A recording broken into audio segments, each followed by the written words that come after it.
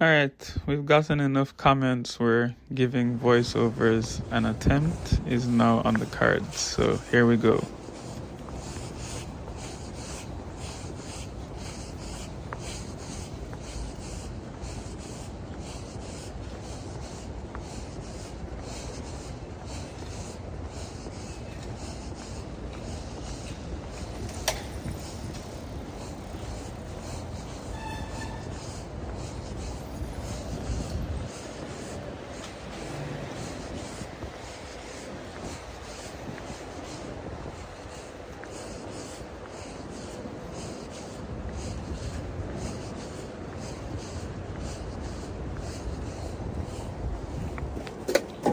Now, it might sound ridiculous, but I don't think you understand how clutch that vending machine having a recycling place is. Because, as many of you may know, in Japan, you can't just throw your trash away whenever you feel like it. There's certain days and certain bags you have to put it in, and certain times, and all kinds of rules and restrictions regarding throwing things away. So being able to just put my PET bottles or plastic recyclable bottles in that thing whenever I feel like it is actually very, very convenient. When you compare that to China, where I lived before moving to Japan, I mean, honestly, because I don't produce too much trash, it's not a big problem for me. So it's only slightly inconvenient, but it's like two worlds apart. You can throw garbage away however you want, whenever you want in China. In Japan, it's a lot more complicated.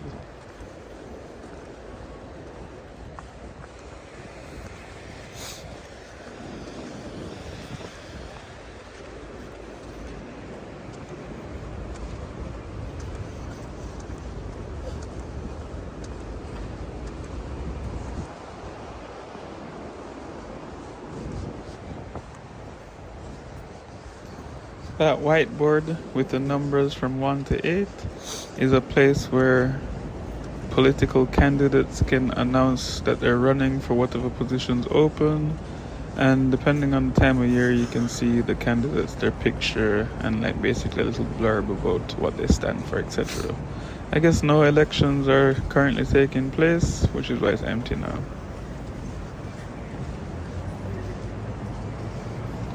Something I started doing after moving to Japan, which I should have been doing earlier, like a responsible adult human being, is checking the weather and temperature daily. Yeah, I know that sounds ridiculous, but I didn't start doing that until I moved to Japan. So I've come to realize that these weather apps are just liars, because it said yesterday and today are the same temperature and both the same feel factor, whatever the hell that thing is. But yesterday, I had to be wearing gloves and I was still cold. Today, I'm not wearing gloves. According to the weather app, it's the same temperature and it's completely fine. Honestly, this weather thing is a scam.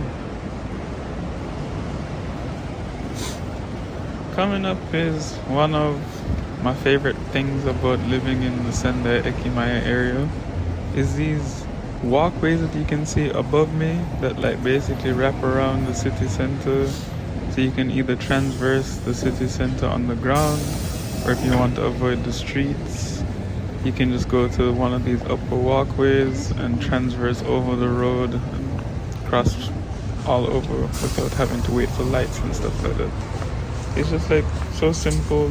I can't believe other cities don't do it. It's also so convenient. And in places where they don't have this, like Morioka, they have an underground one instead.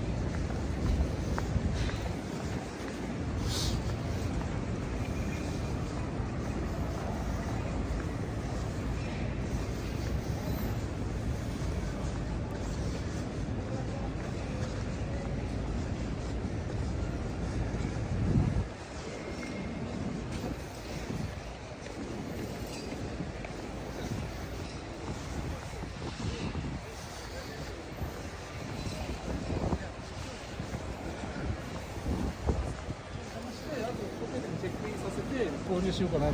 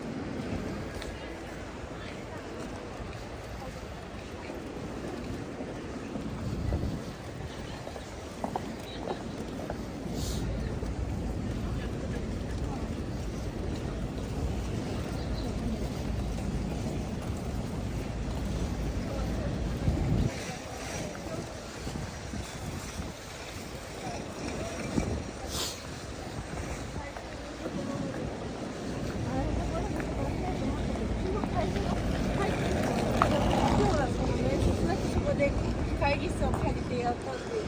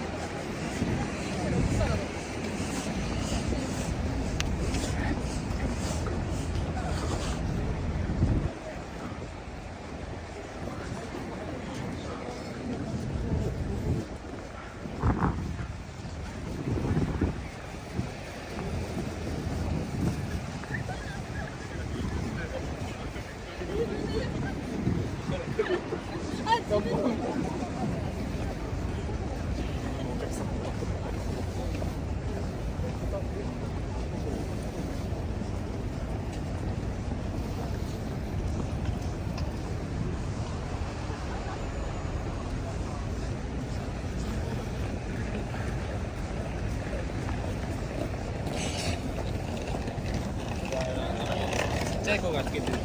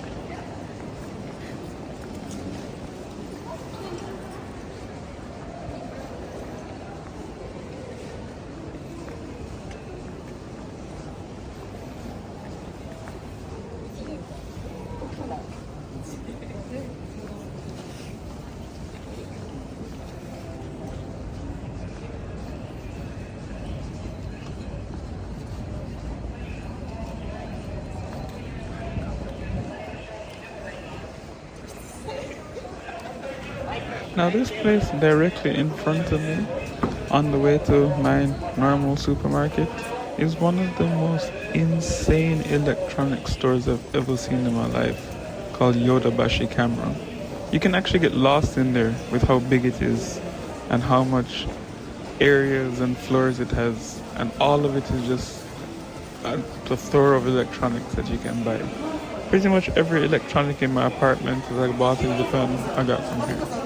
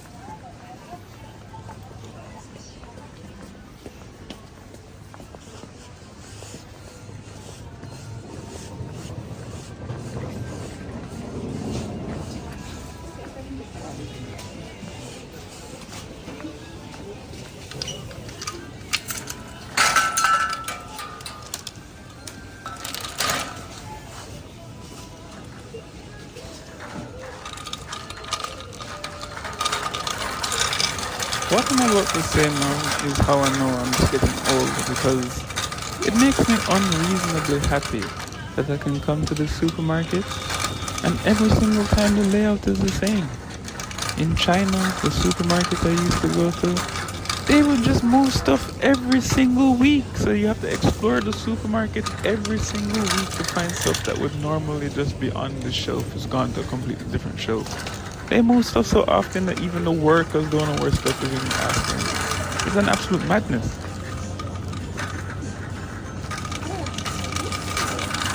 Anyways, thanks for watching guys. That's enough of me for this video. Please like, comment, share, and especially subscribe. If you like the voiceovers, please let me know so we can continue doing that. Peace.